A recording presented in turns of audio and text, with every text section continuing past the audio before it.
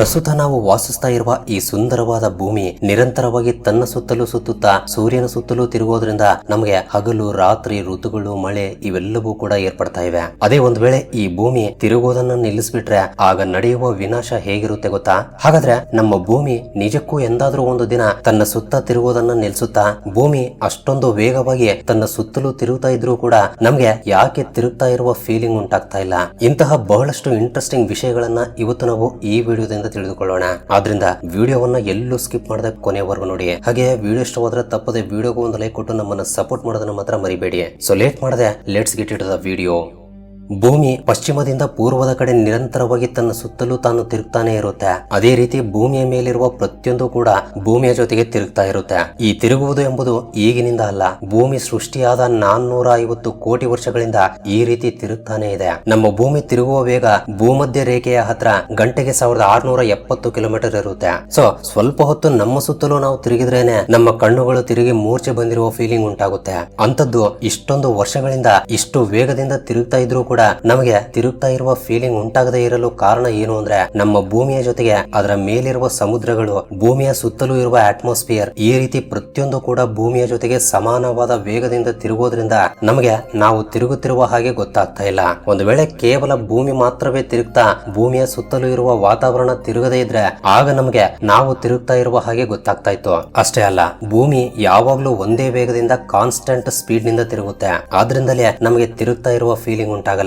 ಈ ರೀತಿ ಅಲ್ಲದೆ ಸ್ವಲ್ಪ ಹೊತ್ತು ತಿರುಗೋದು, ನಂತರ ಸ್ವಲ್ಪ ಹೊತ್ತು ನಿಲ್ಲೋದು, ಅಥವಾ ಒಂದೊಂದು ಬಾರಿ ಒಂದೊಂದು ವೇಗದಿಂದ ತಿರುಗ್ತಾ ಇದ್ರೆ ನಮಗೆ ಭೂಮಿ ತಿರುಗ್ತಾ ಇದೆ ಎಂದು ಗೊತ್ತಾಗ್ತಾ ಇತ್ತು. ಅಂದ್ರೆ ಸ್ಪೀಡ್ ಚೇಂಜ್ ಆದ್ರೇನೆ ನಾವು ಮೋಷನ್ ನಲ್ಲಿ ಇರುವ ಹಾಗೆ ಗೊತ್ತಾಗುತ್ತೆ. ಉದಾಹರಣೆಗೆ ನಾವು ಒಂದು ಕಾರ್ ನಲ್ಲಿ ಒಂದು ಸ್ಮೂತ್ ರೋಡ್ ಮೇಲೆ ಪ್ರಯಾಣಿಸ್ತಾ ಇರುವಾಗ ಆ ಕಾರು ಒಂದೇ ವೇಗದಿಂದ ಹೋಗ್ತಾ ಇದ್ರೆ ಕೆಲವೊಂದು ಬಾರಿ ನಮ್ಗೆ ಕಾರು ಮೂವ್ ಆಗ್ತಾ ಇರುವ ಹಾಗೆ ಅನ್ಸಲ್ಲ. ಯಾಕೆಂದ್ರೆ ಆ ಕಾರ್ ಎಷ್ಟು ಸ್ಪೀಡ್ ನಿಂದ ಹೋಗ್ತಾ ಇದೆಯೋ ಆ ಕಾರಿನಲ್ಲಿರುವ ನಾವು ಮತ್ತು ಅದರಲ್ಲಿರುವ ವಸ್ತುಗಳು ಎಲ್ಲವೂ ಕೂಡ ಅದೇ ವೇಗದಿಂದ ಪ್ರಯಾಣಿಸ್ತಾ ಇರುತ್ತವೆ. ಇದೇ ಕಾರಣದಿಂದ ನಮ್ಗೆ ನಾವು ಮೂವ್ ಆಗ್ತಾ ಇದೀವಿ ಅಂತ ಗೊತ್ತಾಗಲ್ಲ. ಒಂದು ವೇಳೆ ನಾವು ಕಾರಿಗೆ ಬ್ರೇಕ್ ಹಾಕಿದ್ರೆ ಅದರ ಸ್ಪೀಡ್ ಕಾರಣದಿಂದ ನಾವು ಸಡನ್ ಆಗಿ ಮುಂದೆ ಹೋಗ್ತೀವಿ. ಇದೇ ರೀತಿ ಭೂಮಿ ಕೂಡ ಒಂದೇ ವೇಗದಿಂದ ತಿರುಗ್ತಾ ಇರುತ್ತೆ. ಅದೇ ರೀತಿ ಭೂಮಿಯ ಜೊತೆಗೆ ಅದರ ಸುತ್ತಲೂ ಇರುವ ವಾತಾವರಣವೂ ಕೂಡ ಅದೇ ಸ್ಪೀಡ್ ನಿಂದ ತಿರುಗೋದ್ರಿಂದ ನಮ್ಗೆ ಭೂಮಿ ತಿರುಗ್ತಾ ಇರುವ ಹಾಗೆ ಗೊತ್ತಾಗ್ತಾ ಇಲ್ಲ.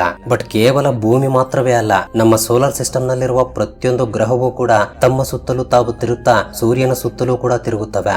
ಇಲ್ಲಿಯವರೆಗೂ ಕೂಡ ಈ ರೀತಿ ತಿರುಗದ ಒಂದು ಗ್ರಹವನ್ನ ಕೂಡ ಕಂಡು ಹಿಡಿದಿಲ್ಲ. ಹಾಗಾದ್ರೆ ಇಷ್ಟೊಂದು ಸಾವಿರಾರು ಕೋಟಿ ವರ್ಷಗಳಿಂದ ತಿರುಗ್ತಾ ಇದ್ರೂ ಕೂಡ ಅವು ನಿಲ್ಲದೆ ಹೇಗೆ ತಿರುಗ್ತಾ ಇವೆ ಎಂಬ ಡೌಟ್ ಪ್ರತಿಯೊಬ್ಬರಲ್ಲಿ ಬರುತ್ತೆ. ಸೊ ಇದಕ್ಕೆ ಕಾರಣವನ್ನ ಒಂದು ಸಿಂಪಲ್ ಉದಾಹರಣೆಯಿಂದ ತಿಳಿದುಕೊಳ್ಳೋಣ. ನಮ್ಮ ಭೂಮಿಯ ಮೇಲೆ ಯಾವುದಾದ್ರೂ ಒಂದು ವಸ್ತು ತಿರುಗುತ್ತಿರುವಾಗ ಅದರ ಸುತ್ತಲೂ ಗಾಳಿ ಇರೋದ್ರಿಂದ ಫ್ರಿಕ್ಷನ್ ಕ್ರಿಯೇಟ್ ಆಗಿ ಆ ವಸ್ತು ನಿಂತು ಬಿಡುತ್ತೆ. ಆದ್ರೆ ಆಕಾಶದಲ್ಲಿ ಪೂರ್ತಿಯಾಗಿ ವ್ಯಾಕ್ಯೂಮ್ ಇರುತ್ತೆ. ಆ ಜಾಗದಲ್ಲಿ ಗಾಳಿ ಎಂಬುದೇ ಇರಲ್ಲ. ಆದ್ರಿಂದ ಸ್ಪೇಸ್ ನಲ್ಲಿ ತಿರುಗುವ ಗ್ರಹಗಳಿಗೆ ಯಾವುದೇ ರೀತಿಯ ಫ್ರಿಕ್ಷನ್ ಇರಲ್ಲ. ಸೊ ನಮ್ಮ ಭೂಮಿ ಕೂಡ ಕೆಲವು ಕೋಟ್ಯಾಂತರ ವರ್ಷಗಳಿಂದ ತಿರುಗ್ತಾನೆ ಇದೆ. ಆದ್ರೆ ನಮ್ಮ ಭೂಮಿ ತಿರುಗುವ ವೇಗವನ್ನ ಕಡಿಮೆ ಮಾಡುವ ಅಂಶ ಹೊಂದಿದೆ. ಅದೇ ಚಂದ್ರ. ಚಂದ್ರನಿಗೆ ಇರುವ ಗ್ರಾವಿಟೇಷನಲ್ ಫೋರ್ಸ್ ನಮ್ಮ ಭೂಮಿಯ ಮೇಲೆ ಸ್ವಲ್ಪ ಪ್ರಭಾವವನ್ನ ತೋರಿಸುತ್ತೆ. ಭೂಮಿಯ ಮೇಲಿರುವ ಸಮುದ್ರಗಳಲ್ಲಿ ಕೆಲವೊಂದು ಬಾರಿ ದೊಡ್ಡ ದೊಡ್ಡ ಅಲೆಗಳು ಬರೋಕೆ ಈ ಚಂದ್ರನ ಗುರುತ್ವಾಕರ್ಷಣೆ ಕೂಡ ಒಂದು ಕಾರಣವಾಗುತ್ತೆ. ಇದೇ ಕಾರಣದಿಂದ ನಮ್ಮ ಭೂಮಿ ಅದರ ಸುತ್ತಲೂ ತಿರುಗುವ ವೇಗ ನಿಧಾನವಾಗಿ ಕಡಿಮೆ ಆಗ್ತಾ ಬರ್ತಾ ಇದೆ. ಈ ರೀತಿ ಭೂಮಿ ತಿರುಗುವ ವೇಗ ಕಡಿಮೆ ಆದಾಗ ಒಂದು ದಿನಕ್ಕೆ ಇರುವ ಸಮಯ ಎಂಬುದು ಹೆಚ್ಚಾಗುತ್ತೆ. ಪ್ರಸ್ತುತ ನಮಗೆ ಒಂದು ದಿನಕ್ಕೆ 24 ಗಂಟೆಗಳು ಯಾವ ರೀತಿ ಇವೆಯೋ ಅದೇ ರೀತಿ 140 ಕೋಟಿ ವರ್ಷಗಳ ಹಿಂದೆ ನಮ್ಮ ಭೂಮಿಯ ಮೇಲೆ ಒಂದು ದಿನಕ್ಕೆ ಕೇವಲ 18 ಗಂಟೆಗಳು ಮಾತ್ರವೇ ಇದ್ವಂತೆ. ಆದ್ರೆ ಮೂನ್ ಟೈಡಲ್ ಎಫೆಕ್ಟ್ ಕಾರಣದಿಂದ ಭೂಮಿ ತಿರುಗುವ ವೇಗ ನಿಧಾನವಾಗೋದ್ರಿಂದ ಒಂದು ದಿನಕ್ಕೆ ಇರುವ ಸಮಯ ಎಂಬುದು ಪ್ರತಿ 100 ವರ್ಷಗಳಿಗೊಮ್ಮೆ 1.8 ಮಿಲಿ ಸೆಕೆಂಡ್ಸ್ ಹೆಚ್ಚಾಗುತ್ತೆ. ಈ ರೀತಿ 14 ಕೋಟಿ ವರ್ಷಗಳ ನಂತರ ಒಂದು ದಿನದ ಸಮಯ 25 ಗಂಟೆಗಳಾಗುತ್ತಂತೆ. ಅಂಡ್ 50 ಬಿಲಿಯನ್ ವರ್ಷಗಳು ಅಂದ್ರೆ 5,000 ಕೋಟಿ ವರ್ಷಗಳು ಕಳೆದ ನಂತರ ಭೂಮಿಯ ಮೇಲೆ ಒಂದು ದಿನಕ್ಕೆ 1000 ಗಂಟೆಗಳು ಇರುತ್ತವೆ ಎಂದು ಶಾಸ್ತ್ರಜ್ಞರು ಅಂದಾಜಿಸ್ತಾ ಇದ್ದಾರೆ. ಈ ರೀತಿ ಭೂಮಿ ತಿರುಗುವ ವೇಗ ನಿಧಾನವಾಗುವುದು ಮತ್ತು ದಿನಕ್ಕೆ ಇರುವ ಸಮಯ ಹೆಚ್ಚಾಗುವುದು ಪ್ರಸ್ತುತ ನಮ್ಮ ಮೇಲೆ ಯಾವುದೇ ರೀತಿಯ ಇಂಪ್ಯಾಕ್ಟ್ ಅನ್ನ ತೋರಿಸಲ್ಲ. ಆದ್ರೆ ಒಂದು ವೇಳೆ ಸಡನ್ ಆಗಿ ಭೂಮಿ ತನ್ನ ಸುತ್ತಲೂ ತಾನು ತಿರುಗೋದನ್ನ ನಿಲ್ಲಿಸಿಬಿಟ್ರೆ ಏನಾಗುತ್ತೆ ಎಂಬುದನ್ನ ಈಗ ನೋಡೋಣ. ಉದಾಹರಣೆಗೆ 60 ಕಿಲೋಮೀಟರ್ ಸ್ಪೀಡ್ ನಿಂದ ಹೋಗುವ ಒಂದು ಬಸ್ ಸಡನ್ ಆಗಿ ಬ್ರೇಕ್ ಹಾಕಿದ್ರೆ ನಾವು ಒಂದೇ ಸಲ ಮುಂದೆ ಬಿದ್ದು ಬಿಡ್ತೀವಿ.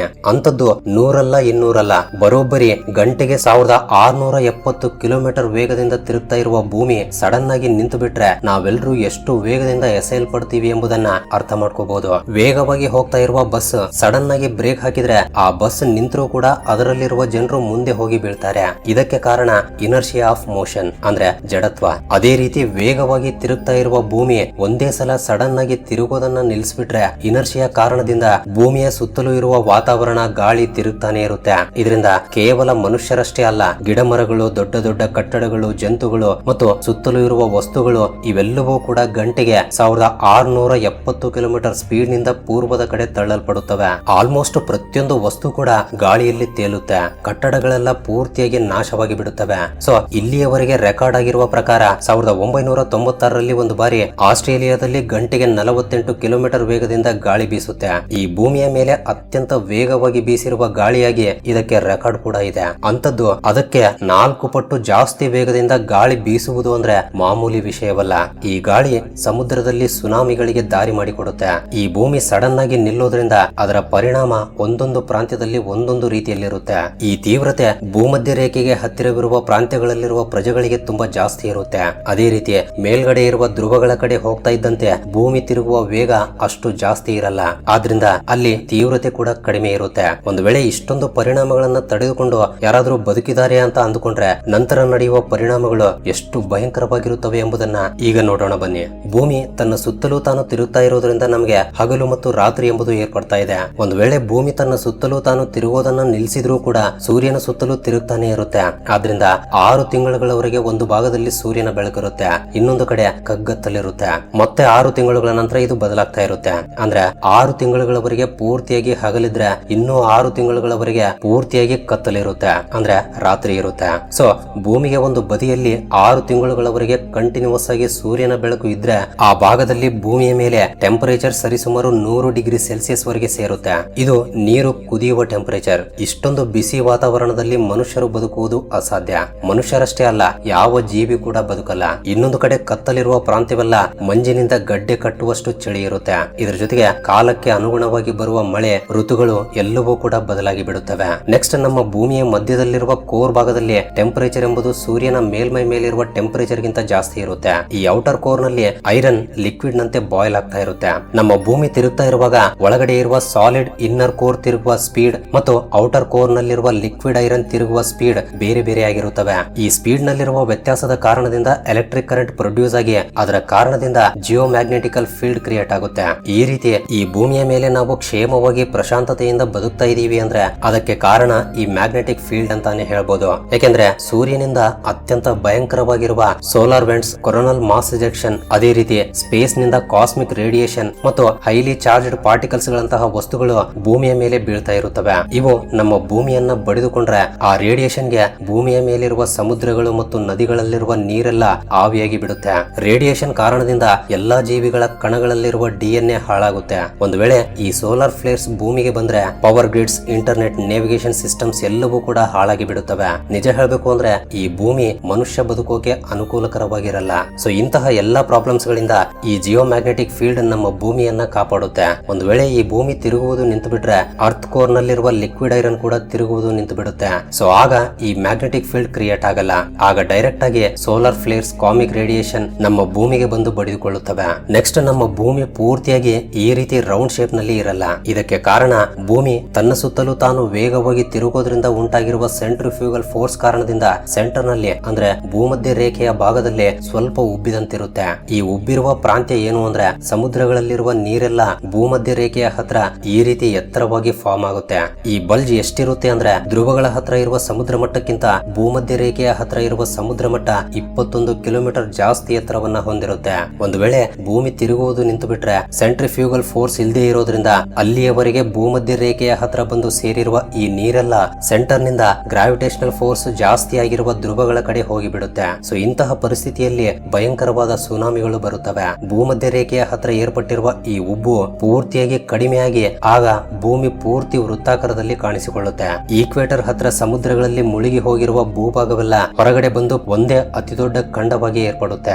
ಅದೇ ರೀತಿ ನೀರೆಲ್ಲ ಧ್ರುವಗಳ ಕಡೆ ಹೋಗೋದ್ರಿಂದ ಆ ಎರಡೂ ಧ್ರುವಗಳ ಹತ್ರ 2 ಅತಿ ದೊಡ್ಡ ಮಹಾಸಮುದ್ರಗಳು ಏರ್ಪಡುತ್ತವೆ. ಧ್ರುವಗಳಿಗೆ ಹತ್ರ ಇರುವ ನಾರ್ತ್ ಅಮೆರಿಕಾ, ಯುರೋಪ್, ಆಸ್ಟ್ರೇಲಿಯಾದಲ್ಲಿರುವ ಕೆಲವು ದೇಶಗಳು ಸಮುದ್ರಗಳಲ್ಲಿ ಮುಳುಗಿ ಹೋಗಿ ಬಿಡುತ್ತವೆ. ಸೊ ಇಷ್ಟು ನಡೆದ ನಂತರವೂ ಕೂಡ ಯಾವ್ದಾದ್ರು ಜೀವಿ ಬದುಕಿದ್ರೆ ಅವುಗಳ ಬಯೋಲಾಜಿಕಲ್ ಸರ್ಕಾಡಿಯನ್ ರಿದಮ್ ಡಿಸ್ಟರ್ಬ್ ಆಗಿ ಬಿಡುತ್ತೆ. ಅಂದ್ರೆ ನಮ್ಮ ದೇಹ ಫಿಸಿಕಲ್ ಆಗಿ, ಮೆಂಟಲ್ ಆಗಿ, ಕೆಮಿಕಲ್ ಆಗಿ ಕೆಲವು ಲಕ್ಷಾಂತರ ವರ್ಷಗಳಿಂದ ಎವಾಲ್ವ್ ಆಗ್ತಾ 24 ಗಂಟೆಗಳ ಸೈಕಲ್ ಗೆ ಹೊಂದಿಕೊಂಡಿದೆ. ಅಂದ್ರೆ ಯಾವ ಸಮಯಕ್ಕೆ ಮಲಗಬೇಕು, ಯಾವ ಸಮಯಕ್ಕೆ ಎದ್ದೇಳ್ಬೇಕು, ಯಾವ ಸಮಯಕ್ಕೆ ಊಟ ಮಾಡಬೇಕು, ಈ ರೀತಿ ಪ್ರತಿಯೊಂದಕ್ಕೂ ಹೊಂದಿಕೊಂಡಿರುತ್ತೆ. ಕೇವಲ ಮನುಷ್ಯರು ಮಾತ್ರವೇ ಅಲ್ಲ, ಮರಗಿಡಗಳು, ಜಂತುಗಳು, ಕೀಟಗಳು ಎಲ್ಲವೂ ಕೂಡ ಈ ಸರ್ಕಾಡಿಯನ್ ರಿದಮ್ ಮೇಲೆ ಆಧಾರವಾಗಿರುತ್ತವೆ. ಒಂದು ವೇಳೆ ಭೂಮಿ ತಿರುಗುವುದು ನಿಂತು ಬಿಟ್ರೆ ಬಾಡಿ ಬಿಹೇವಿಯರ್ ಪ್ಯಾಟರ್ನ್ಸ್ ಗೆ ಅಡಚಣೆ ಉಂಟಾಗುತ್ತೆ. ಇದರಿಂದ ಆ ಪರಿಸ್ಥಿತಿಗೆ ನಮ್ಮ ದೇಹ ಅಡ್ಜಸ್ಟ್ ಆಗಲ್ಲ. ಸೊ ಹಾರ್ಮೋನಲ್ ಇಂಬ್ಯಾಲೆನ್ಸ್ ನಡೆದು ನಮ್ಮ ಆರೋಗ್ಯ ಕೂಡ ಹಾಳಾಗಿ ನಾವು ಸತ್ ಹೋಗ್ತೀವಿ.